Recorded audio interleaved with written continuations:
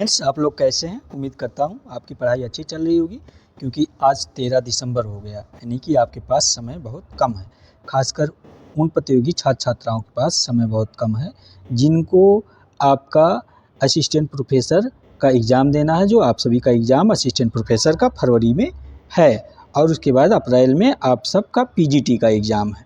और UGC net JRF तो हर साल में 2 बार होता ही है, तो दिसंबर वाला फार्म पड़ रहा है।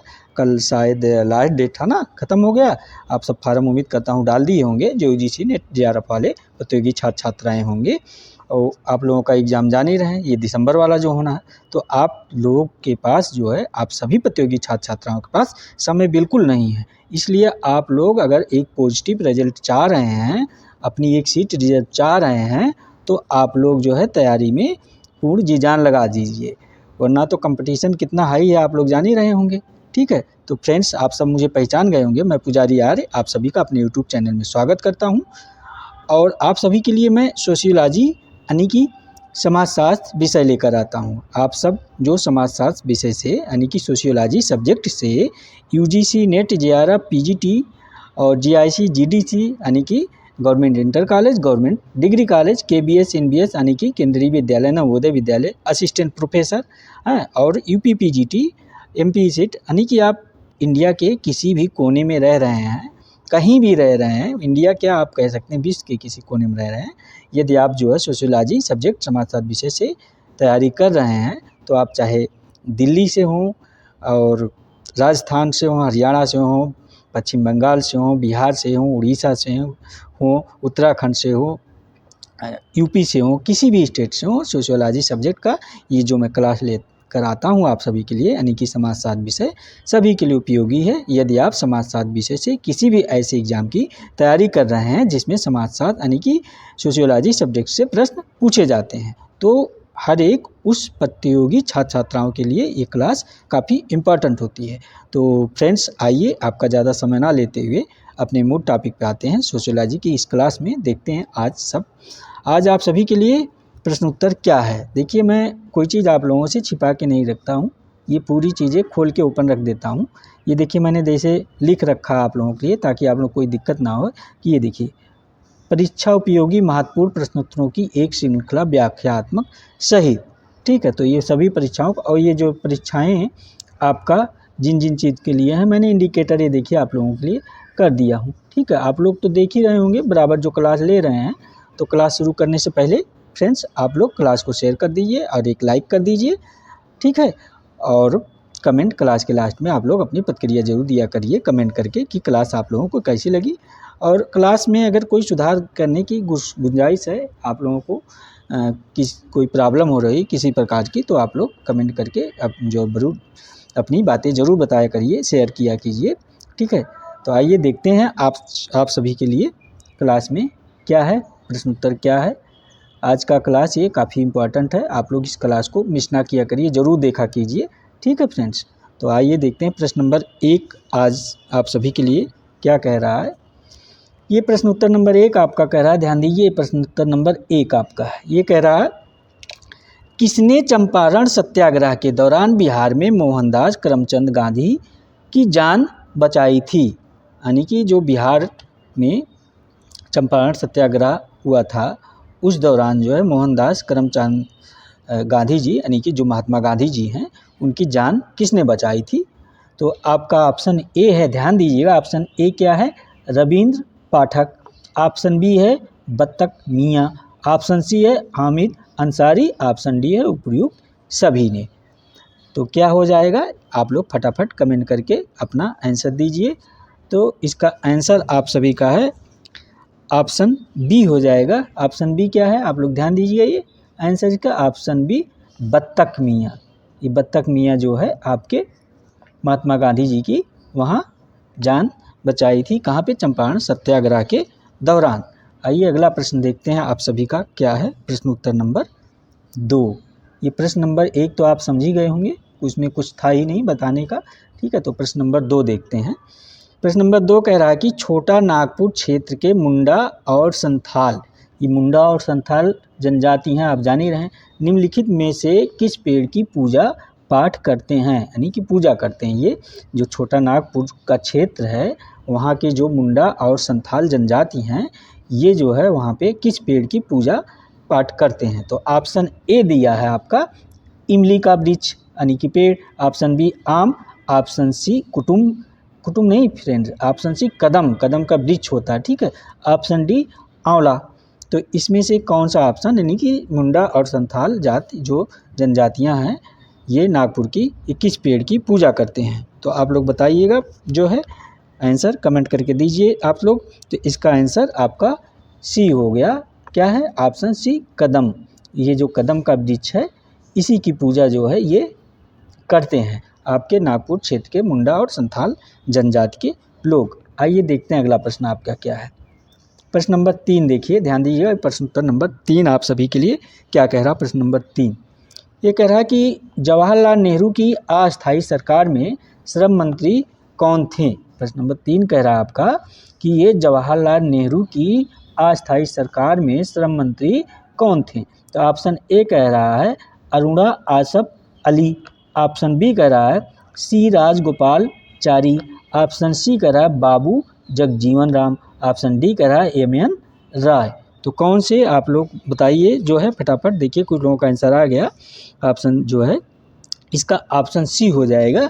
ऑप्शन सी क्या है, बाबू जगजीवन राम, ठीक है। तो ये आप लोग जो है नोट करके रखिएगा, बाबू जगजीवन राम जवाहरलाल नेहरू की अस्थायी सरकार में श्रम मंत्री के पद पर, कौन से मंत्री, श्रम मंत्री के पद पर, इसको ध्यान दीजिएगा, ये आपके बाबू जगजीवन राम बनाए गए थे, ठीक है।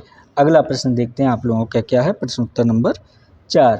आइए देखते हैं प्रश्न नंबर 4 क्या कह रहा है, ध्यान दीजिएगा।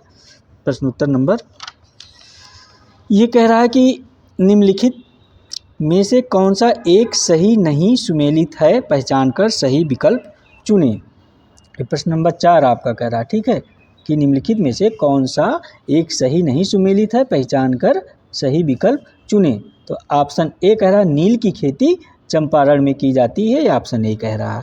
ऑप्शन बी कह रहा है खेतिहर सत्याग्रह, ये उत्तर प्रदेश बता रहा है, ठीक है। ऑप्शन सी कह रहा कपास मिल मजदूरों का सत्याग्रह, ये अहमदाबाद में कह रहा हुआ था। ऑप्शन डी कह रहा असहयोग आंदोलन बंद का कारण, मतलब असहयोग आंदोलन जो बंद कर दिया गया था महात्मा जी, मतलब महात्मा गांधी द्वारा जो असहयोग आंदोलन चलाया जा रहा था, जो बंद कर दिया गया था, वो किस कारण, तो ये चौरी चौरा कांड के कारण कह रहा। तो क्या कह रहा प्रश्न, निम्नलिखित में से कौन सा एक सही नहीं सुमेलित है, ध्यान दीजिए, सही नहीं सुमेलित है, नहीं 3 सही है, एक कोई सही नहीं सुमेलित है, तो इसी की पहचान करना है, ठीक है। तो इसका आंसर क्या हो जाएगा, आप लोग बताइएगा। तो ये देखिए ऑप्शन बी हो जाएगा, आप लोग ध्यान दीजिए, क्या है आंसर इसका, ऑप्शन बी। ऑप्शन बी क्या है, खेतिहर सत्याग्रह, ठीक है, ऑप्शन बी है खेतिहर सत्याग्रह।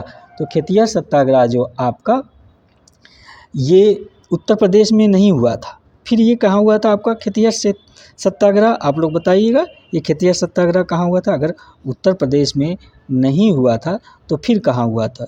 तो ये खेतिहर सत्याग्रह आपका खेरा में हुआ था। कहाँ पे? खेरा में। इसको नोट करके आप लोग रखिएगा, ठीक है।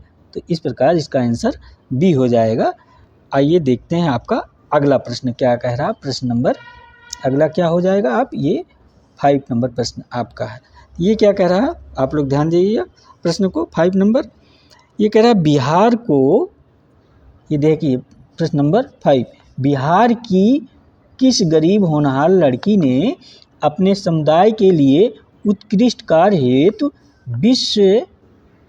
विश्व महिलाओं की शिखर फाउंडेशन से क्या है, woman creativity in rural life award प्राप्त किया था? क्या है, बिहार की किस गरीब होनहार लड़की ने अपने समुदाय के लिए उत्कृष्ट कार्य हेतु विश्व महिलाओं की शिखर फाउंडेशन से, जो विश्व महिलाओं की शिखर फाउंडेशन है, ये शिखर फाउंडेशन है, इससे जो है कौन सा पुरस्कार कह रहा है, women's creativity in rural life award प्राप्त किया था, ठीक है। तो इसमें से कौन सी में जो है लड़की है ये? ऑप्शन ए दिया है आरिबा फलक, ऑप्शन बी दिया है छोटी कुमारी सिंह, ऑप्शन सी है प्रेमा महतो, ऑप्शन डी है रीना मंडल। तो इसमें से कौन सी लड़की है आप लोग बताइए। तो इसका आंसर जो है मैं बता दे रहा हूँ, आपका ऑप्शन बी हो जाएगा छोटी कुमारी सिंह। इसको नोट करके रखिएगा, क्या है आप लोग, छोटी कुमारी सिंह। ये सब इम्पॉर्टेंट प्रश्न है फ्रेंड्स, आप लोगों को जो है ये लोग, आप लोग अगर अच्छे से पढ़ाई कर रहे होंगे तभी ये सब प्रश्न आपको मिलेगा, नहीं तो आपको ये सब प्रश्न ढूंढना पड़ेगा। और ऐसे ही क्लास में क्या है, आप लोगों को ये सभी प्रश्न उत्तर इकट्ठा एक साथ मिल जा रहा है। इससे आपको आने वाले प्रतियोगी परीक्षाओं में जो आप लोगों के एग्जाम लगे हुए हैं परीक्षाएँ, काफ़ी सहयोग मिलेगा। आइए अगला प्रश्न देखते हैं, क्या है आपका प्रश्न नंबर 6। ये क्या कह रहा है, ध्यान दीजिएगा, प्रश्न उत्तर नंबर 6 ये कह रहा है कि किसका अपनी पद्धति में जिस तरह से लोग दूसरों की चेतना को समझते हैं जबकि वे चेतना की अपनी ही धारा में रहते हैं से सरोकार था।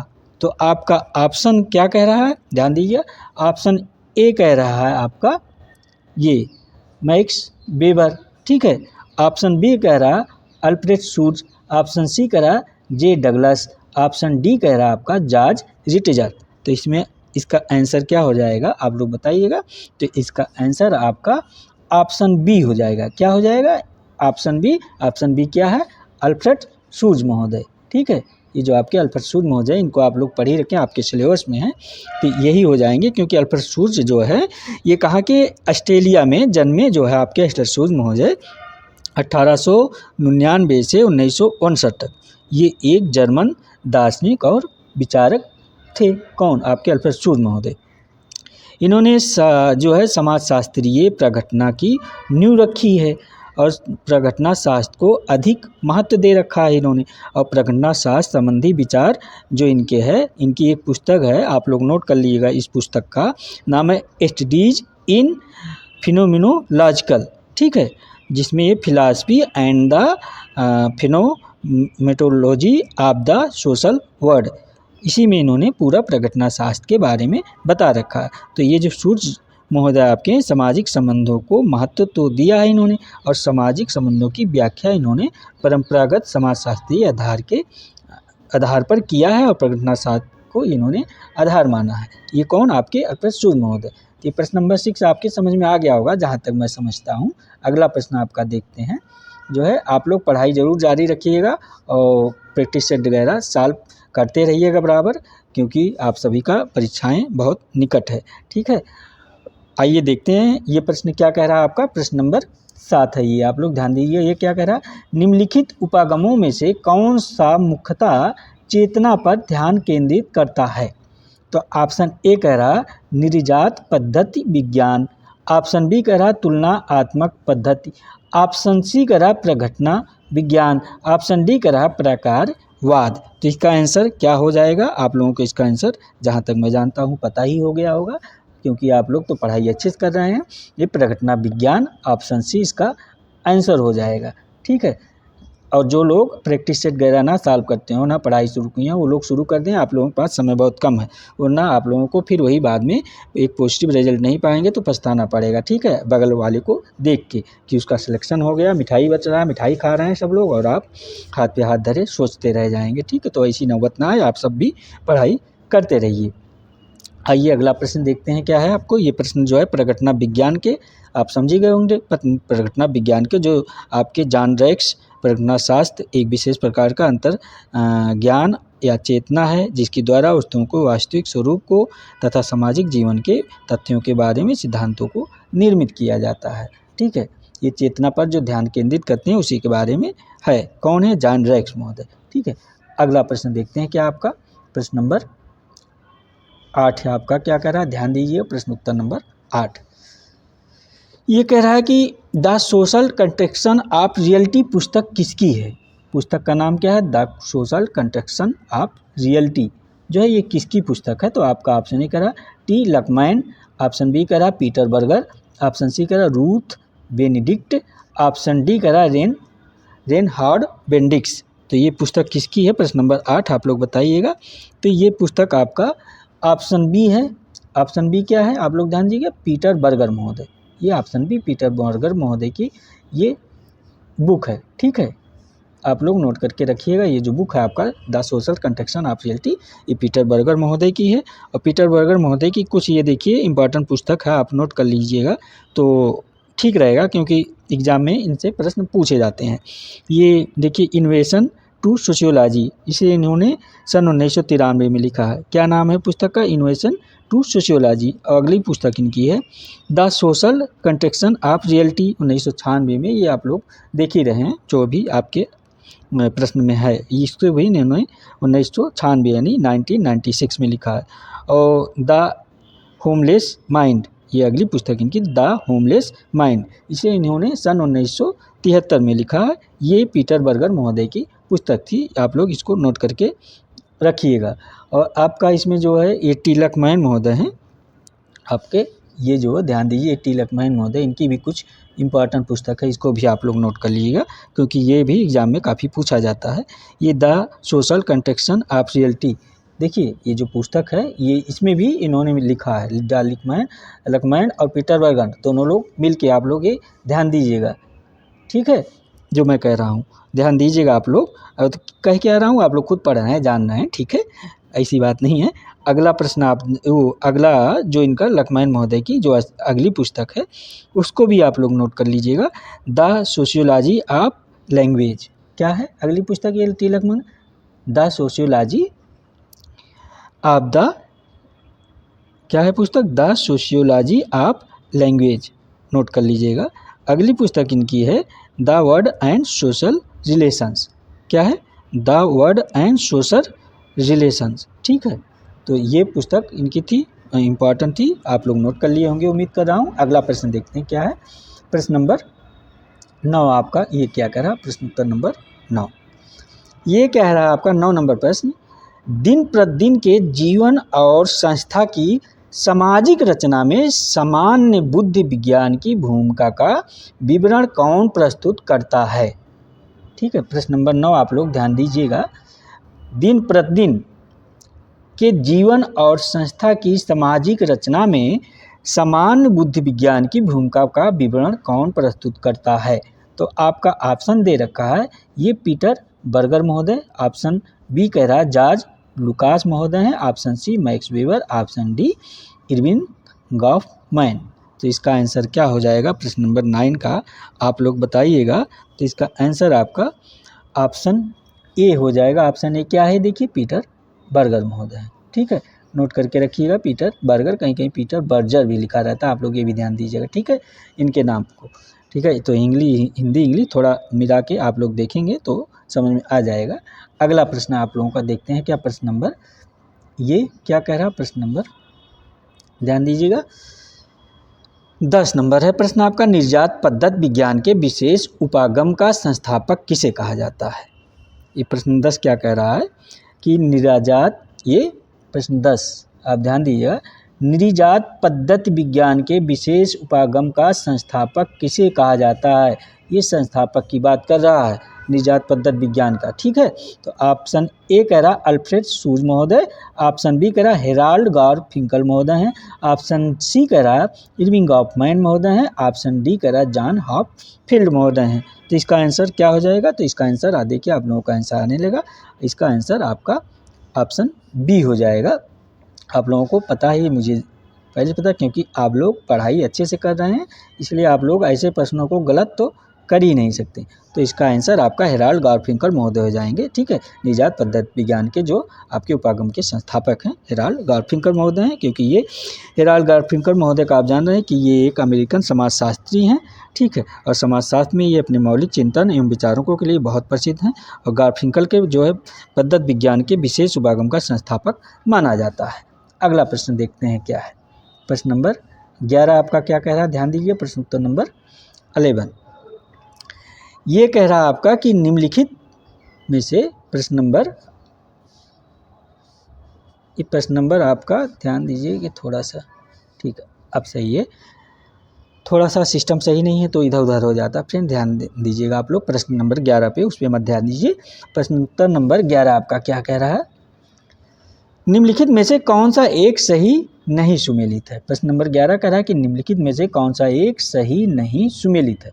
कौन सा? आपका ऑप्शन ए कह रहा है विनिमय, तो पीएम ब्लाउ का कह रहा है विनिमय, पीएम ब्लाउ का है। ऑप्शन बी कह रहा है नाट कला, इरविंग गॉफमैन का बता रहा है। ऑप्शन सी कह रहा है अंता आत्मनिष्ठा, अल्फ्रेड सूज का बता रहा है। ऑप्शन डी कह रहा है ऑप्शन डी कह रहा है देश का, ये कह रहा निर्देशकता किंग्सले डेविस का, ठीक है, जो निर्देशकता हैं किंग्सले डेविस का बता रहा है। तो 11 का आंसर क्या हो जाएगा, इसमें से कह रहा कौन सा एक सही नहीं सुमेलित है, बाकी सब सही सुमेलित है। तो आपका जो ये ऑप्शन डी हो जाएगा। ये निर्देशकता जो है, आपका जो ऑप्शन डी है निर्देशकता है, ये किंग्सले डेविस महोदय का नहीं है, ठीक है, इसको ध्यान दीजिएगा। ये किंग्सले डेविस महोदय का ऑप्शन डी इसका आंसर हो जाएगा, ये नहीं है। फिर इनका क्या हो जाएगा, अगर ये नहीं है तो फिर क्या हो जाएगा, आप लोगों को ये भी जानकारी होनी चाहिए। तो ये एच गारफिंकल महोदय का है, ठीक है, हेराल्ड गारफिंकल महोदय का है। अगला प्रश्न देखते हैं क्या है आप लोगों का। ये प्रश्न 11 तो क्लियर हो गया आप लोगों का। ये 12 नंबर प्रश्न क्या कह रहा है, आप लोग ध्यान दीजिएगा प्रश्न उत्तर नंबर 12 को। तो ये प्रश्न नंबर 12 आपका क्या कह रहा है, किसके अनुसार विचारधारा को मात्र मिथ्या चेतना के रूप में ही नहीं, कह रहा है किसके अनुसार विचारधारा को मात्र मिथ्या चेतना के रूप में ही नहीं अपितु वास्तविक सामाजिक संबंधों के महत्वपूर्ण अंग के रूप में देखना चाहिए।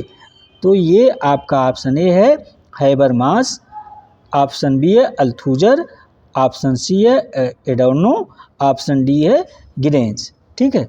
तो ये किसके विचारधारा है मिथ्या चेतना के बारे में, तो इसका आंसर हमें तो लगता है कि आप सभी को अच्छे से पता है। इसमें इसका आंसर आप लोग गलत कर ही नहीं सकते जो है, तो ये आपके अल्थुजर महोदय हो जाएंगे, यानी कि ऑप्शन बी इसका लुई अल्थुजर महोदय हैं, ठीक है। तो लेकिन एग्जाम में ऐसे ही नाम लिख के देता है, किसी का पूरा नाम नहीं लिखा, शॉर्टकट ही ज़्यादातर ऑप्शन में आता है, आप लोग ध्यान दीजिएगा, ठीक है, इस बात को। तो आपके जो ये लुई अल्थुजर महोदय हैं, ये जान ही रहे हैं, ये जो है आपके फ्रांसीसी विचारक हैं और एक संरचनात्मक मार्क्सवादी और नव मार्क्सवाद ये अपने विचार में प्रस्तुत करते हैं लुई अल्थुजर महोदय, ठीक है। और ये अल्थुजर महोदय जो आपके हैं पूंजीवाद समाज का संरचनात्मक विश्लेषण जो है बहुत अच्छे से करते हैं, और अल्थुजर पूंजीवाद समाज की जो अधिसंरचना को आर्थिक आधार के साथ साथ तुलनात्मक रूप से भी स्वसंचालित संरचना के रूप में मानते हैं ये, ठीक है। आपको ये प्रश्न उम्मीद करता हूँ समझ में आ गया होगा, क्योंकि ये सामाजिक सिद्धांतों में तर्क ज्ञान और शक्ति का प्रयोग बहुत अच्छे से करते हैं लुई अल्थुजर महोदय। अगला प्रश्न आपका देखते हैं क्या है, प्रश्न नंबर 13 क्या कह रहा है आपका, ध्यान दीजिए प्रश्न उत्तर नंबर 13। ये कह रहा है कि प्रकारवाद से भिन्न नव प्रकारवाद मोटे तौर पर किस पर ध्यान, प्रश्न नंबर 13 है, कह रहा प्रकारवाद से भिन्न नव प्रकारवाद मोटे तौर पर किस पर समान ध्यान देता है, ठीक है। तो आपका ऑप्शन ए कह रहा क्रिया और व्यवस्था, ऑप्शन बी कह रहा क्रिया और प्रतिक्रिया, ऑप्शन सी कह रहा धारणा और प्रथा, ऑप्शन डी कह रहा कर्ता और परिस्थिति। तो प्रश्न नंबर 13 का आंसर आप लोग दीजिए, तब तक मैं एक घूंट पानी पी लूँ।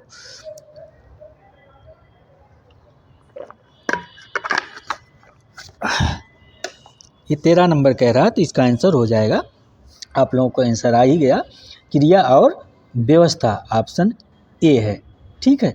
ये प्रश्न नंबर 13 का आंसर ऑप्शन ए सही हो जाएगा, आप लोग इसको नोट करके रखिएगा, क्योंकि ये क्रिया और व्यवस्था की बात जो है आपके जो ये हैं जेफ्री अलेक्जेंडर, कौन है नोट कर लीजिएगा, आपके ये जेफ्री अलेक्जेंडर महोदय हैं और पी कोलोमी महोदय हैं। जेफ्री अलेक्जेंडर महोदय जो हैं आपके ये नव प्रकारवाद एवं मार्क्सवाद दोनों से संबंधित हैं, ठीक है। और ये नव प्रकारवाद की परिभाषा भी देते हुए और कहते हैं जेफ्री अलेक्जेंडर महोदय क्या परिभाषा देते हैं, आप लोग नोट कर लीजिएगा, क्योंकि एग्जाम में ये पूछा जाता है, इसलिए आप लोग जो है उम्मीद करता हूँ कापी और पेन लेके बैठे होंगे, क्योंकि मैं हर क्लास में आप लोगों को बताता हूँ कापी और पेन लेके बैठा कीजिए और जो इम्पोर्टेंट चीज़ें हैं उसको नोट किया करिए आप लोग। ये कह रहा है कि प्रकारवाद की वह शाखा है जो स्व आलोचना के द्वारा, क्या कह रहे हैं ये आपके, प्रकारवाद की वह शाखा है जो स्व आलोचना के द्वारा प्रकारवाद के बौद्धिक क्षेत्र का विकास चाहती है, जैसे ही इसके सैद्धांतिक केंद्र बिंदु भी बनाए रखना चाहती है, क्या सैद्धांतिक केंद्र भी बनाए रखना चाहती है, ठीक है।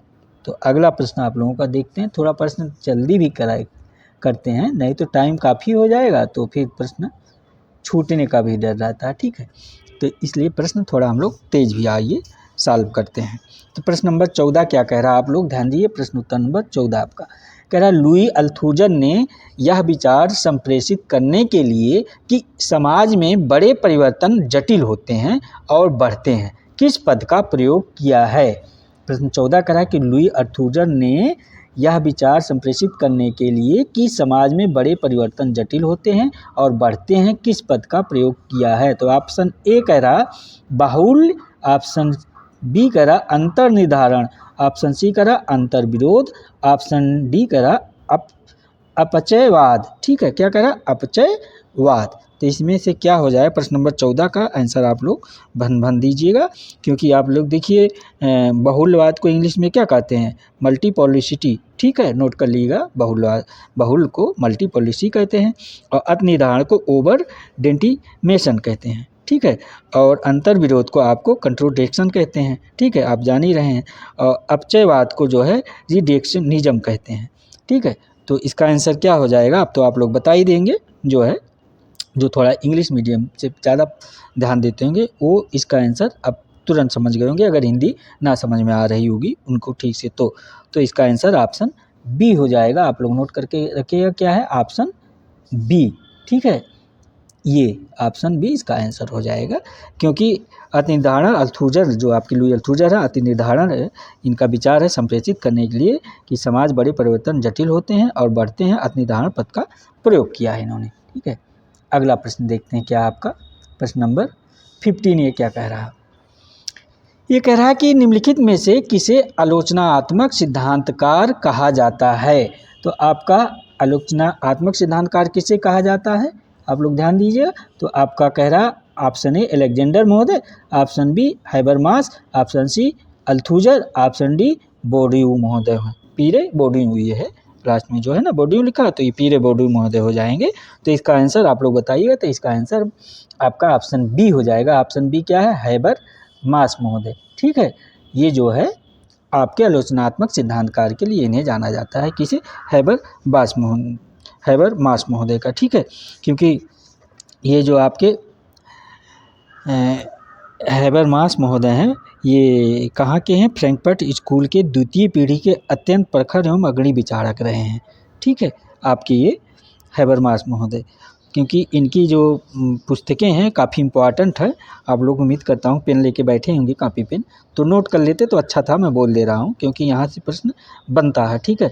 तो इनका पहला जो है प्रश्न नंबर 1 ये क्या कहते हैं, इनका बुक्स जो पहली बुक आप लोग नोट कर लीजिएगा।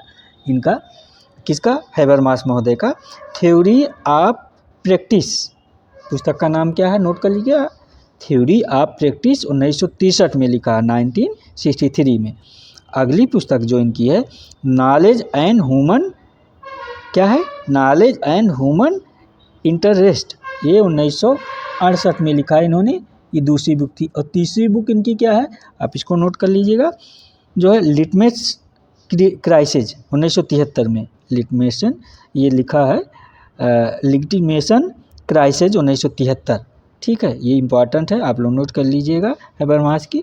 और इनकी जो है जो चौथी पुस्तक है आप लोग नोट कर लिए, क्या है, द फिलासफर, क्या लिखा है, the philosophical discover of mode, ठीक है, नियर्ट्री 1986 में, द फिलोसफिकल डिस्कवर ऑफ जो है मोड नियर्टी 1986 में, इसको इन्होंने लिखा है। ये चौथी पुस्तक थी, ठीक है। और पांचवी पुस्तक जो है आपका है post metaphysical thinking, post metaphysical thinking, ये 1992 में इन्होंने पांचवी पुस्तक थी लिख रखा, ठीक है। उम्मीद करता हूँ ये पांचों बुक आप लोग नोट कर लिए होंगे, क्योंकि ये पांचों पुस्तक इनकी काफ़ी इम्पॉर्टेंट है। हैबरमास का ये परीक्षा में पूछा जाता है, ठीक है। आप लोग प्रैक्टिस से सॉल्व कर रहे होंगे तो खुद ही देख रहे होंगे, ठीक है। आपको बताने की तो ज़रूरत है नहीं, क्योंकि आप सब तो पढ़ने वाले छात्र हैं, प्रतियोगी छात्र हैं, ऐसा तो है नहीं, ठीक है। तो आइए देखते हैं अगला प्रश्न क्या कह रहा आपका। प्रश्न नंबर ये 16 है। 16 नंबर प्रश्न आपका क्या कह रहा है कि जेफ्री अलेक्जेंडर के अनुसार निम्नलिखित में से कौन सी संरचनात्मक प्रकारवाद से संबंधित समस्या नहीं है जिससे नव प्रकारवाद को निपटने की आवश्यकता है। ठीक है, प्रश्न कह रहा 16 नंबर कि जेफ्री अलेक्जेंडर के अनुसार ये कह रहा क्या कह रहा कि निम्नलिखित में से कौन सी संरचनात्मक प्रकारवाद से संबंधित समस्या नहीं है जिससे नव प्रकारवाद को निपटने की आवश्यकता पड़े या आवश्यकता है। तो आपका ऑप्शन ए है। क्या है ऑप्शन ए? व्यक्तिवाद विरुद्ध, नोट करिएगा। ऑप्शन बी है रूढ़िवाद, ऑप्शन सी है आदर्शवाद, ऑप्शन डी है बहुआयाम के क्या है ऑप्शन डी बहुआयामवाद। तो इसका आंसर क्या हो जाएगा? प्रश्न नंबर 16 का आप लोग बताइएगा। तो इसका आंसर है आपका ऑप्शन डी, नोट करके रखिएगा। क्या आंसर है? ऑप्शन डी बहुआयामवाद। ठीक है, ये क्योंकि आपके जो है जेफ्री अलेक्जेंडर महोदय हैं, ये संरचनात्मक प्रकारवाद से जुड़ी उन समस्याओं की ओर ध्यान दिला रखा इन्होंने। कहते हैं कि नव प्रकारवाद द्वारा जो सुलझाया जा सकता है इन समस्याओं में व्यक्तिवाद विरोधी परिवर्तन, परंपरागत विरोधी, आदर्शवाद विरोधी अनेक समस्या है जिन्हें सुलझाया जा सकता है ये बहुआयामवाद के द्वारा। ये आपके जेफ्री अलेक्जेंडर महोदय की अवधारणा है। ठीक है, अगला प्रश्न देखते हैं क्या आपका प्रश्न नंबर 17 क्या कह रहा देखिए आप लोग। ये कह रहा कि निम्नलिखित में से कौन वैधता दावों की क्या कह रहा है कौन जो है, ये प्रश्न नंबर आपका 17 कह रहा निम्नलिखित में से कौन वैधता दावों की रचना की प्रक्रिया में अव्यक्तिशील क्रिया की अवधारणा का प्रयोग करता है। ठीक है, कह रहा है कि निम्नलिखित में से कौन वैधता दावों की रचना की प्रक्रिया में अव्यक्तिशील क्रिया की अवधारणा का प्रयोग करता है। तो ऑप्शन ए कह रहा ये टर्नर, ऑप्शन बी कह रहा अल्थुजर, ऑप्शन सी कह रहा है हैबरमास, ऑप्शन डी कह रहा है गिडेंस महोदय। ये सब जो है सोशियोलॉजिस्ट है आपके, टर्नर, अल्थुजर, हैबरमास, गिडेंस। तो ये इसका 17 नंबर का आंसर क्या हो जाएगा? ये किसने कहा है आप लोग बताइएगा। तो इसका आंसर भी आपके ऑप्शन सी हो जाएंगे, हैबरमास महोदय ही। अभी पिछले में भी यही थे। ठीक है, हैबरमास महोदय। ठीक है, तो हैबरमास महोदय थे क्योंकि इनका मत जो है हैबरमास के महोदय का ये कहते हैं सार्वजनिक क्षेत्र के विकास, राज्य का आर्थिक क्षेत्र में हस्तक्षेप तथा विज्ञान प्रौद्योगिकी के नियंत्रण में वैधता के संकट को पैदा करता है। तो वर्तमान समय में ये वर्तमान समय को ध्यान में रखते हुए कहते हैं कि वर्तमान समय में राज्य की आर्थिक व्यवस्था में हस्तक्षेप की काफ़ी हस्तक्षेप बढ़ गया है। जो महत्वपूर्ण बात यह है कि राज्य भी राजनीतिक समस्याओं को तकनीकी रंग देता है और आर्थिक राजनीतिक मुद्दों को राज्य कभी भी सार्वजनिक बहस के लिए नहीं रखना चाहता है। ये अवधारणा किसकी है? आपकी हैबरमास महोदय की है। अगला प्रश्न आइए देखते हैं क्या आपका प्रश्न नंबर, ये आपका प्रश्न नंबर 18 है। क्या कह रहा है 18 प्रश्न नंबर? आप लोग ध्यान दीजिए। कह रहा है जैक डेरिडा, ये आपके जैक डेरिडा महोदय जो हैं। ठीक है, आप ध्यान दीजिए। कह रहा है जैक डेरिडा द्वारा प्रस्तुत भिन्नता की अवधारणा दो अर्थों को संदर्भित करती है।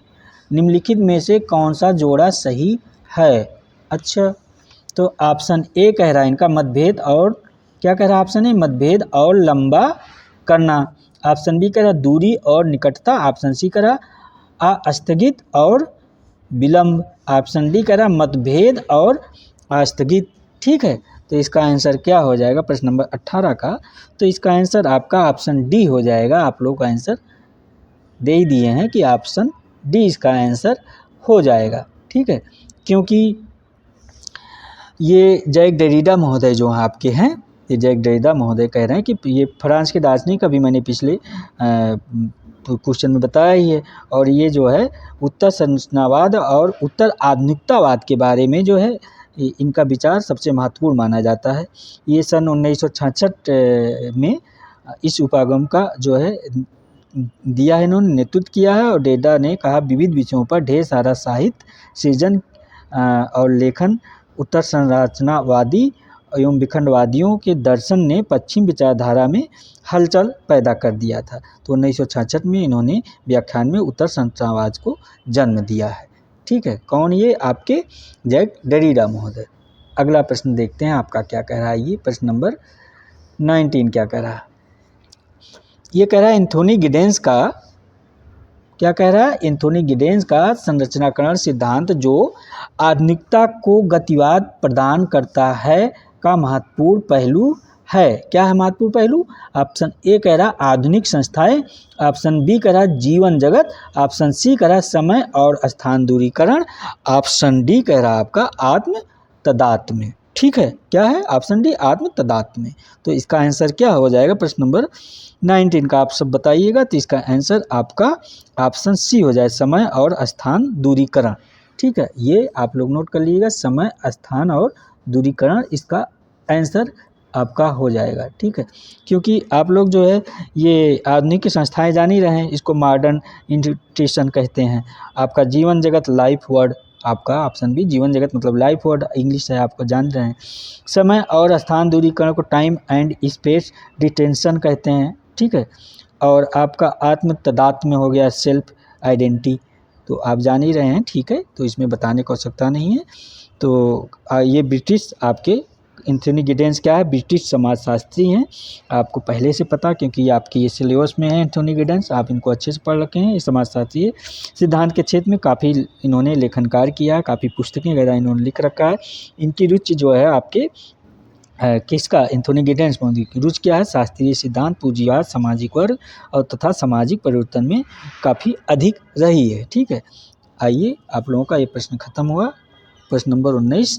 अब 20 नंबर प्रश्न आपका क्या कह रहा है, आप लोग ध्यान दीजिएगा। अगला प्रश्न क्या है, 20 नंबर आएगा ना, 20 से तो आ गया। ठीक है, मैंने पहले कहा ना कि 20 नंबर आएगा, मैं कहाँ आप लोगों को गलत बता ही सकता हूँ, क्योंकि आप लोगों का एक एक क्वेश्चन काफ़ी महत्वपूर्ण है। एग्जाम में एक क्वेश्चन अगर गलत हो गया तो आपको परीक्षा से पॉजिटिव रिजल्ट देने में जो है चूक जाएंगे। तो इसलिए मैं उम्मीद करता हूँ आपको चीज़ों को सही ही बताऊं।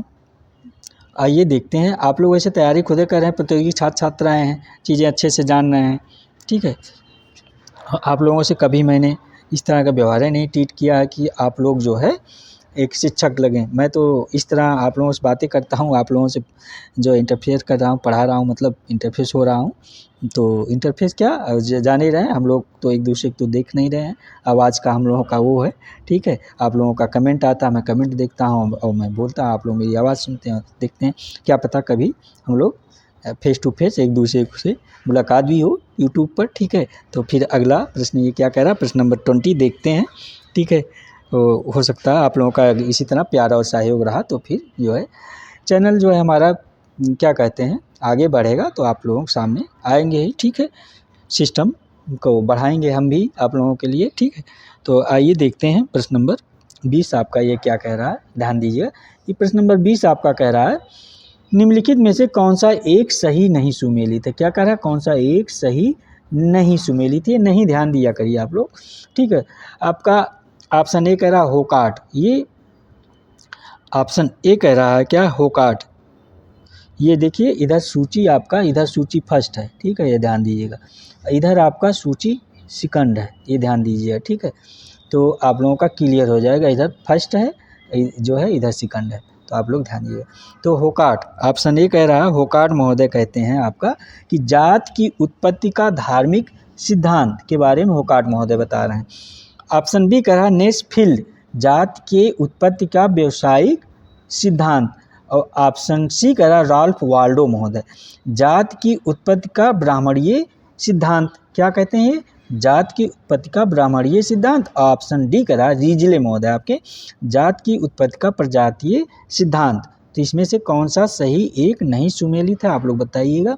होकाट, नेस्फील्ड, राल्फोर्ड, रीजले महोदय में कौन सा एक सही नहीं सुमेलित है, इसको आप लोग बताइएगा। प्रश्न नंबर ये कौन सा, 20 नंबर का। ठीक है, तो आपका जो जात की उत्पत्ति का ब्राह्मणीय सिद्धांत है, ये आपके ऑप्शन सी इसका आंसर हो जाएगा। ठीक है, क्या हो जाएगा, ऑप्शन सी इसका आंसर नोट कर लीजिएगा, ऑप्शन सी इसका आंसर हो जाएगा। ये जात की उत्पत्ति का ब्राह्मणीय सिद्धांत आपका राल्फ वाल्डो महोदय का नहीं है। ठीक है, नोट करके रखिए। फिर ये किसका हो जाएगा, जब इनका नहीं है ये राल्फ वाल्डो महोदय का, ये फिर आपका अबे डुबायस महोदय का है। क्या नाम है इनका, अबे डुबायस। ठीक है, तो आप लोग उम्मीद करता हूँ ये प्रश्न नोट कर लिए होंगे। अगला प्रश्न देखते हैं, ये प्रश्न नंबर 21 क्या कह रहा, ध्यान दीजिएगा। ये कह रहा कि वर्ग की सदस्यता निर्भर करती है। प्रश्न नंबर 21 आपका कह रहा है, यानी 21 नंबर प्रश्न, कि वर्ग की सदस्यता निर्भर करती है सॉरी फ्रेंड, वर्ग की सदस्यता किस पर निर्भर करती है? आपके जन्म के आधार पर, ऑप्शन ए कह रहा, ऑप्शन बी कह रहा धर्म के आधार पर, ऑप्शन सी कह रहा जाति के आधार पर, ऑप्शन डी कह रहा क्षमता और योग्यता के आधार पर। तो इसका आंसर तो कॉमन सेंस थोड़ा लगाएंगे तो भी सही आपका हो जाएगा। ये आपका गवर्नमेंट डिग्री कॉलेज में 2021 में ये प्रश्न पूछा जा चुका है, ठीक है आपका। तो इसका आंसर ऑप्शन डी हो जाएगा, ठीक है। ये मैं आप लोगों को, देखिए आप लोग ध्यान दीजिएगा इस चीज़ को, ये जो प्रश्न उत्तर है आपका ऐसा नहीं है कि इधर उधर का है, ये प्रश्न उत्तर आपका पिछले परीक्षाओं यानी पिछले एग्ज़ाम में पूछे जा चुके हैं, या तो एग्ज़ाम में पूछे जाने की संभावना है, यानी कि जो इम्पॉर्टेंट प्रश्न है वही प्रश्न मैं उन्हीं प्रश्नोत्तरों की क्लास लेकर आप सभी को आता हूँ। आप लोग क्लास देख रहे हैं, जान ही रहे होंगे।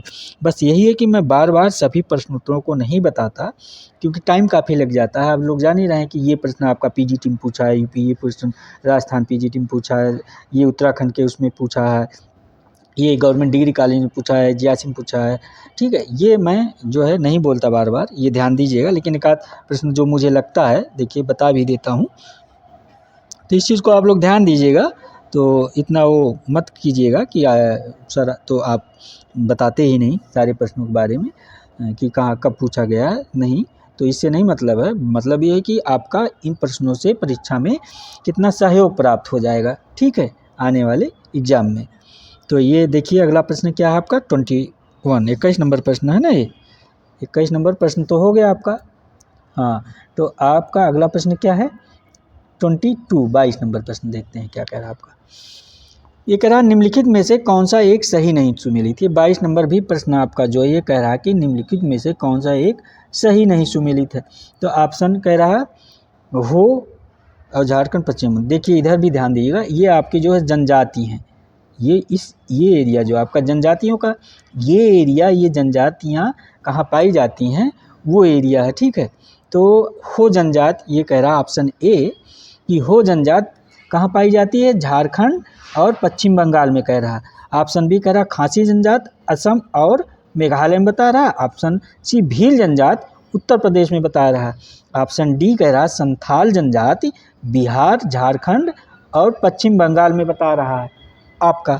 तो इसमें से कौन सा सही नहीं सुमेलित है ये आप लोग बताइएगा। तो इसका आंसर आपका प्रश्न नंबर 22 का जो आंसर हो जाएगा क्या है, तो इसका आंसर आपका ऑप्शन सी हो जाएगा। क्या, ऑप्शन सी नोट करके रखिए। जो भील जनजात है इसमें क्या दे रहा, भील जनजात कहाँ पाई जाती है, भील जनजात दिखा रहा उत्तर प्रदेश में पाई जाती है ना, जबकि भील जनजात आपकी उत्तर प्रदेश में नहीं पाई जाती। तो फिर ये कहाँ पाई जाती है, नोट कर लीजिएगा। आपका भील जनजात आपका एमपी में पाई जाती है, एमपी मतलब मध्य प्रदेश में पाई जाती है, और आपका राजस्थान में पाई जाती है, ठीक है, ये नोट कर लीजिएगा। और कहाँ पाई जाती है, आपका महाराष्ट्र में पाई जाती है, ठीक है, नोट कर लीजिएगा। और कहाँ पाई जाती है, आपका गुजरात में पाई जाती है। तो उम्मीद करता हूँ आप नोट कर लीजिएगा कि भील जनजात उत्तर प्रदेश में ना पाके मध्य प्रदेश, राजस्थान, महाराष्ट्र, गुजरात में पाई जाती है। अगला प्रश्न देखते हैं कहाँ है आपका, क्या कह रहा है प्रश्न नंबर 23। ये प्रश्न नंबर 23 आपका कह रहा है कि गुजरात की जनजातियों में देवी आंदोलन, कहाँ की जनजातियों में, प्रश्न नंबर 23 कह रहा है आपका गुजरात की जनजातियों में देवी आंदोलन का अध्ययन निम्न में से किसने किया था। कौन सा आंदोलन, देवी आंदोलन का अध्ययन किसने किया था। Option A David Hardiman, option B Ranajit Guha महोदय, ऑप्शन सी रामचंद्र गुहा महोदय, ऑप्शन डी लक्ष्मण यादव। तो इसका आंसर क्या हो जाएगा प्रश्न उत्तर नंबर 23 का, तो बताइएगा। तो इसका आंसर आपका ऑप्शन ए हो जाएगा, नोट करके रखिए क्या हो जाएगा, ऑप्शन ए। ऑप्शन ए क्या है, कौन है ये, डेविड हार्डीमैन महोदय हैं, ठीक है। क्योंकि ये गुजरात की जनजातियों में देवी आंदोलन का अध्ययन इन्होंने डेविड हार्डीमैन महोदय ने किया है। और ये भारत के गुजरात जो प्रदेश के जो खेड़ा जिले के सन 1917 से और 34 के बीच राष्ट्रीय आंदोलन में कृषक राष्ट्रवादियों का एक भूमिका का सूक्ष्म अध्ययन इन्होंने किया था, ठीक है। तो उन्हीं अध्ययन के दौरान ये विश्वगुट और गुटबाजी और दलित चेतना के बारे में अच्छे से बता रखा है, ठीक है। कौन, ये आपके डेविड हार्डीमैन महोदय। अगला प्रश्न देखते हैं क्या आपका है, प्रश्न नंबर 24 क्या कह रहा है, आप लोग ध्यान दीजिएगा। प्रश्न नंबर 24, ये 24 कह रहा है कि निम्नलिखित में से कौन सा कारक भारत में जाति असमानता के उन्मूलन का कारण है। ये कॉमन सेंस लगाएंगे तब भी ऐसे प्रश्न आपका सही हो जाएंगे, गलत नहीं होगा, ठीक है। क्योंकि आप सोशियोलॉजी के यानी समाजशास्त्र के स्टूडेंट हैं, तो समाज का अध्ययन कर रहे हैं, समाज के बारे में जान ही रहे हैं। तो ऐसा तो है नहीं, आप लोग जो भी क्लासें कर रहे हैं तो सब हायर एजुकेशन वाले हैं, यानी कि सब पोस्ट ग्रेजुएट, बीएड, नेट, और कुछ लोग केवल पीजी ही होंगे क्योंकि नेट यूजीसी नेट के जेआरएफ के लिए लगे हैं। तो सब मिला के सब लोग पोस्ट ग्रेजुएट से नीचे कुल मिला के कोई नहीं है। तो ऐसे प्रश्न आप लोगों से गलत होने ही नहीं चाहिए परीक्षाओं में, ठीक है। जो है फ्रेंड्स, आप लोग जैसे आप ये प्रश्न कह रहा 24 नंबर, निम्नलिखित में से कौन सा कारक भारत में जाति असमानता के उन्मूलन का कारण है। तो आपका ऑप्शन ए करा विवाह बंधन कारण बता रहा, आपका बी करा निरक्षरता तथा रूढ़वाद, आपका ऑप्शन सी करा शिक्षा, ऑप्शन डी करा जात प्रतिष्ठा की भावना। तो क्या हो जाएगा इसका आंसर, आप लोग बताइएगा। तो इसका आंसर आपका ऑप्शन सी है। ऑप्शन सी क्या है आप लोग बताइए, ऑप्शन सी शिक्षा है, ठीक है। ये ऑप्शन सी शिक्षा नोट कर लीजिएगा, ठीक है। इसको अच्छे से आप लोग नोट कर लिए, शिक्षा है, क्योंकि शिक्षा भारत में जाति असमानता के उन्मूलन का प्रमुख कारक है। भाई शिक्षा के द्वारा ही अच्छाई बुराई जो है पता चलता है, आपका क्या है, मतलब क्या चीज़ गलत है क्या चीज़ सही है, ठीक है, शिक्षा के द्वारा। तो इसलिए शिक्षा का महत्व सबसे ज़्यादा है। शिक्षा व्यक्तित्व का सर्वांगीण विकास के साथ सामाजिक अनुकूलन में सबसे बड़ा योगदान करता रहा है, ठीक है, जो कि विभिन्न सामाजिक समूहों के बीच आपके जो शैक्षिक अवसरों के क्षेत्र में जो समानता की अवधारणा की बात करता है। प्रत्येक समाज में चाहे सामाजिक हो, आर्थिक हो, राजनीतिक हो, ये सभी जो है सहूलियत के दृष्टि से सभी बिंदुओं के विकास के लिए महत्वपूर्ण पहलुओं में से एक है, ठीक है।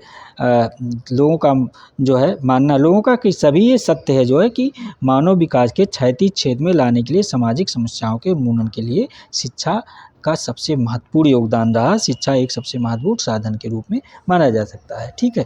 अगर आपको ये जो प्रश्न करा निम्नलिखित में से कौन सा कारक भारत में जाति असमानता के उन्मूलन का कारण है, तो ये आपका शिक्षा जो है सबसे बड़ा, क्योंकि शिक्षा के द्वारा आप सुधार ला सकते हैं, ठीक है। अगला प्रश्न देखते हैं, क्या ये कॉमन सेंस के प्रश्न है। आप लोग ऐसे प्रश्नों को गलत ना कीजिएगा भूल के, क्योंकि ऐसे प्रश्न गलत कर देंगे ना फ्रेंड्स तो आप लोग जो है एग्ज़ाम से बाहर हो जाएंगे। तो जितने प्रतियोगी छात्र छात्राएँ हैं तो प्रैक्टिस सेट 11 साल करते रहिए। आइए देखते हैं 25 प्रश्न नंबर क्या कह रहा है आपका, क्योंकि प्रैक्टिस सेट 11 में ही ऐसे प्रश्न आपको मिलते हैं, ठीक है।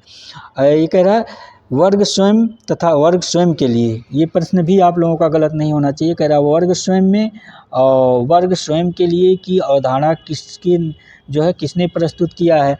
तो आपका option A Max Weber, option B Lewis Coser, option C Karl Marx, option D Dahrendorf. तो इसका आंसर आप सभी को पता होना चाहिए, ऑप्शन सी हो जाएगा कार्ल मार्क्स महोदय, ठीक है।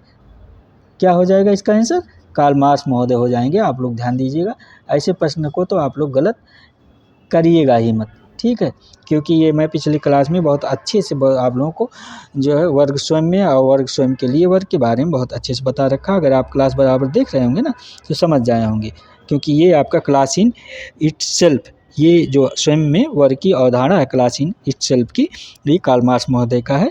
आइए दे और क्लास फॉर इटसेल्फ, समझ गए, स्वयं के लिए वर्ग, ये कार्ल मार्क्स की अवधारणा है। इसको मैं पिछले क्लास में बहुत अच्छे से बता रखा हूँ, आप लोग क्लास देख ही रहे होंगे। तो आगे बढ़ते हैं, अगला प्रश्न देखते हैं आप सभी के लिए। प्रश्न नंबर 26 क्या कह रहा है, ये प्रश्न नंबर 26 आइए ध्यान देते हैं।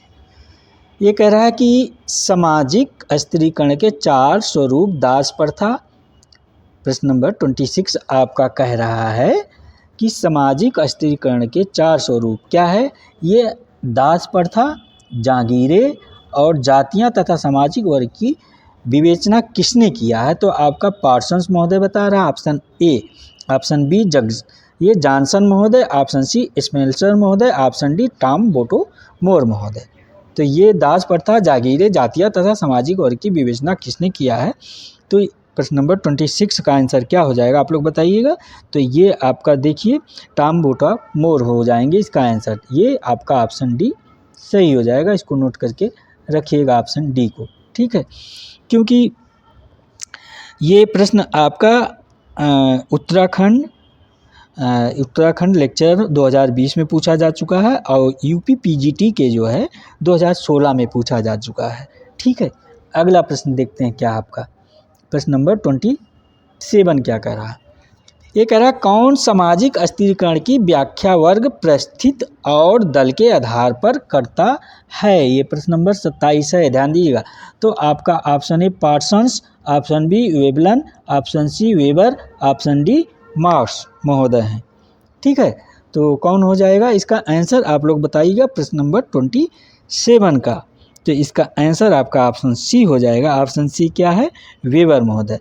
कौन है, ऑप्शन सी वेबर, यानी कि मैक्स वेबर महोदय हो जाएंगे। ठीक है, ये जो प्रश्न कह रहा है कौन सामाजिक अस्थिरीकरण की व्याख्या वर्ग परिस्थिति और दल के आधार पर करता है, तो ये आपके मैक्स वेबर महोदय हुए हैं, क्योंकि मैक्स वेबर जो सामाजिक अस्थिरीकरण की जो व्याख्या वर्ग परिस्थिति और दल के आधार पर की है और संपत्ति पर अधिकार, सामाजिक अवसर, जीवन संबंधी सुविधाएं वर्ग निर्धारण के लिए महत्वपूर्ण बताया है इन्होंने। तो उम्मीद करता हूँ ये भी प्रश्न आपके समझ में आ गया होगा।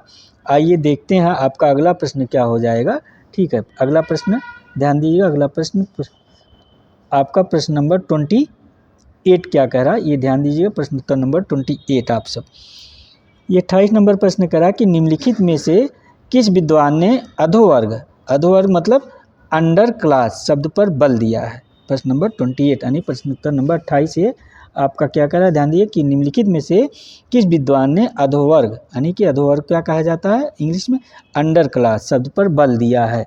तो आपका ऑप्शन ए है जे गोल्ड थ्रोप, ऑप्शन बी है एम स्वेज, ऑप्शन सी है चार्ल्स मूरे, ऑप्शन डी है उपरोक्त सभी। तो इसका आंसर क्या हो जाएगा आप लोग बताइएगा।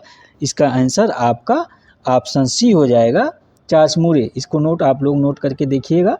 ठीक है, क्योंकि आप लोग, मैं उम्मीद कर रहा हूँ कापी पेन ही लेके बैठे होंगे, क्योंकि ऐसे प्रश्न आपके बार बार पूछे जा रहे हैं। क्योंकि देखिए यूजीसी नेट डीआरएफ में 2020 में और 2021 में पूछा जा चुका है ये प्रश्न। ठीक है, चार्ल्स मूरे जो हो जाएंगे इसका। तो आइए देखते हैं आपका अगला प्रश्न क्या कह रहा है। प्रश्न नंबर 29। ये 29 प्रश्न आपका कह रहा है कि निम्नलिखित में से किसने जातियों के बीच बंधनकारी बल के रूप में जजमानी व्यवस्था के प्रकारीकरण पर कार्य नहीं किया। प्रश्न नंबर 29 आपका क्या कह रहा है, ये 29 प्रश्न कि निम्नलिखित में से किसने जातियों के बीच बंधनकारी बल के रूप में जजमानी व्यवस्था के प्रकारीकरण पर कार्य नहीं किया। ठीक है, तो इसका आपका ऑप्शन ए है वाइजर महोदय, ऑप्शन बी है ईश्वरन महोदय, ऑप्शन सी ओपलर महोदय, ऑप्शन डी के गौप महोदय। तो इसका आंसर क्या हो जाएगा 29 का आप लोग बताइएगा। तो इसका के गौप महोदय आपके हो जाएंगे ऑप्शन डी। ठीक है, ये ऑप्शन डी, इसको नोट कर लीजिएगा ऑप्शन डी का। ठीक है, क्योंकि ये गौप महोदय जो हैं जातियों के बीच बंधनकारी बल के रूप में जजमानी व्यवस्था के प्रकारीकरण पर कार्य नहीं किया है, ये इनकी अवधारणा रही है। तो अगला प्रश्न आपका देखते हैं क्या है। प्रश्न नंबर ये 30, प्रश्न नंबर 30 आपका क्या कह रहा है, ध्यान दीजिएगा। 30 नंबर प्रश्न, ये 30 नंबर प्रश्न कह रहा है आपका सामाजिक अस्थिरीकरण के संदर्भ में निम्नलिखित कथनों में कौन सा सत्य है। ध्यान दीजिए आप लोग, क्या कह रहा है कि प्रश्न नंबर 30 सामाजिक अस्थिरीकरण के संदर्भ में निम्नलिखित कथनों में कौन सा सत्य है। तो आपका ऑप्शन ए कह रहा है यह एक सार्वभौमिक विशेषता है, ऑप्शन बी कह रहा है यह किसी खास समाज तक सीमित है, ऑप्शन सी कह रहा है यह एक स्थानीय विशेषता है, ऑप्शन डी कह रहा है यह केवल भारतवर्ष तक सीमित है। प्रश्न आप ध्यान दीजिए कि प्रश्न नंबर 30 कह रहा है आपका सामाजिक अस्थिरीकरण के संदर्भ में निम्नलिखित कथनों में से कौन सा सत्य है। तो ये सत्य का पता लगाना है आपको ये 30 नंबर में। तो ये प्रश्न बताइए कौन सा। तो ये आपका ऑप्शन ए नोट कर लीजिएगा, क्या है ऑप्शन ए आपका सही आंसर हो जाएगा, ऑप्शन ए। ठीक है, आप नोट करके रखिएगा। ये आपका ये पता नहीं कैसे नीचे टच हो जाता है फ्रेंड। ऑप्शन ए इसका सही है। ऑप्शन ए क्या है, ये देखिए यह एक सार्वभौमिक विशेषता है, इसका आंसर हो जाए, क्योंकि सामाजिक अस्थिरीकरण के संदर्भ में प्रश्नगत कथन यह एक सार्वभौमिक विशेषता है सत्य है, क्योंकि सामाजिक अस्थिरीकरण प्रत्येक समाज में विद्यमान है। सही बात, प्रत्येक समाज में जो है अस्थिरीकरण की स्थिति पाई जाती है। तो इस प्रकार इसका आंसर आपका ऑप्शन ए हो जाएगा। अगला प्रश्न देखते हैं क्या है आपका। आइए प्रश्न नंबर 31 आपका क्या कह रहा है, ध्यान दीजिएगा। 31 कह रहा है कि सामाजिक अस्थिरीकरण के अध्ययन के लिए मैक्स वेबर का उपागम निम्नलिखित में से है। प्रश्न नंबर 31 क्या कह रहा है कि सामाजिक अस्थिरीकरण के अध्ययन के लिए, ये मैक्स वेबर महोदय की बात कर रहा है, मैक्स वेबर के लिए का उपागम निम्नलिखित में से है।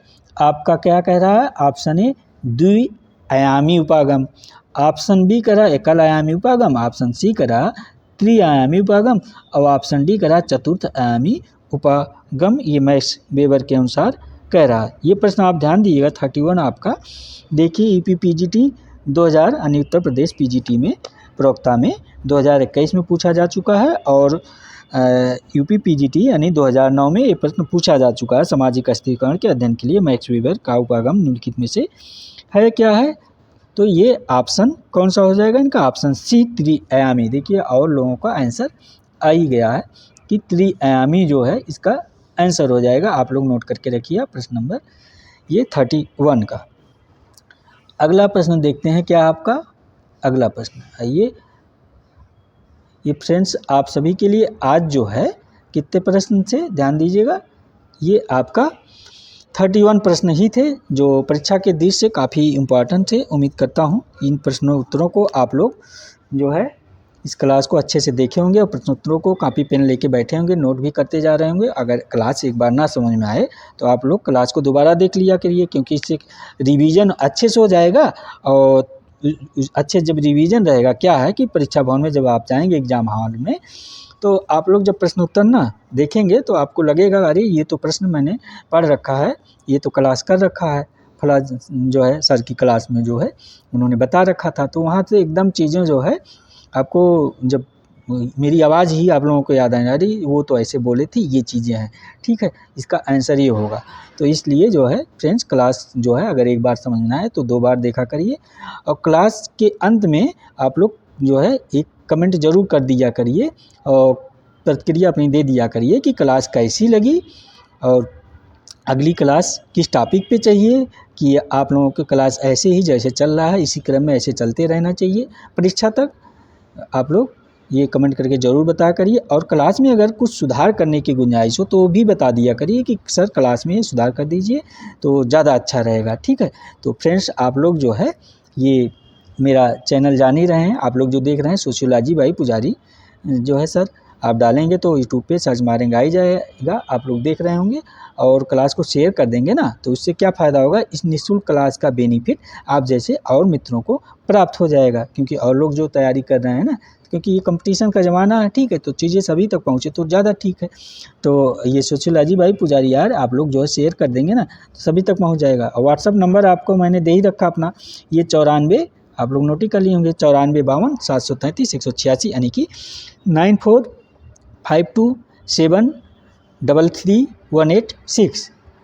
अगर आपसे इस व्हाट्सअप नंबर पे तो बात नहीं होगी हमारी आपकी, लेकिन आप लोग कमेंट करके बताइएगा, जो है व्हाट्सअप कर दीजिएगा। तो शिक्षा से संबंधित कोई भी सूचना कोई भी जानकारी चाहिए तो आप लोग बता ही दीजिए, वैसे मैं आप लोगों को जो है जानकारी देता ही रहता हूँ क्लास में बराबर। और आप लोग इस टेलीग्राम लिंक से जुड़ जाइएगा। टेलीग्राम लिंक जो है ये क्या है, हमारा टेलीग्राम लिंक ऑफिशियल पुजारी, ठीक है, इससे जुड़ जाएंगे तो टेलीग्राम पे भी आप लोगों को क्लास मिल जाएगा, वहाँ पे भी, और वहाँ पे भी सभी जानकारियाँ आप लोगों को मिल जाया करेगी। ठीक है, तो उम्मीद करता हूँ आप लोगों को आज की क्लास अच्छी लगी होगी। तो आप लोग जो है चलते चलते क्लास को शेयर कर दीजिए। आप सभी का बहुत बहुत धन्यवाद। Thank you very much, thank you for watching. आप सभी का फ्रेंड्स धन्यवाद बहुत बहुत।